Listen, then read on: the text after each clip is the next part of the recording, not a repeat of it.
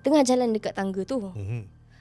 Sasha toleh ke tepi. Mhm. Saya je tengok family picture. Okay. Ada this one picture, kita orang ramai-ramai tangkap gambar dekat before yang masuk pintu tu. Dia living room tau. Aha. Living room. Ramai-ramai tangkap gambar kat living room tu. Okay. So dalam family picture tu, semua orang tangkap gambar ke sini, bagi space dekat pintu tu dah dekat situ. Okay, Dekat faham. pintu tu ada langsir panjang warna putih. Mhm. Dalam gambar tu, apa yang Sasha nampak, bila saya tengok satu-satu gambar masa Sasha kecil, ni cousin Sasha, ni aunty-aunty semua yang mana ada lagi kan.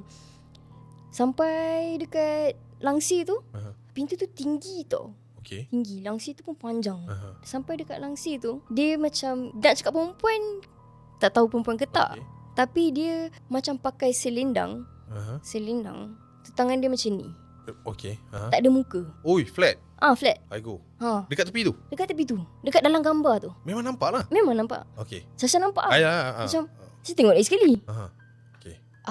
Aku nampak ke macam tu kan. Aha. Lepas tu Sasha panggil cousin Sasha. Okay. Nama dia Naki. Mhm. Naki cuba tengok ni. Kau nampak ke? Lepas tu tak nampak apa pun. Langsir ni. Okay. Yang tu first time. Okay. Faham. And benda tu ada lagi sampai hari ni. Mak Amir perempuan tu? Dekat And that family picture ada dekat setiap satu rumah. Macam rumah Sasha ada, rumah cousin Sasha ada, rumah aunty Sasha ada.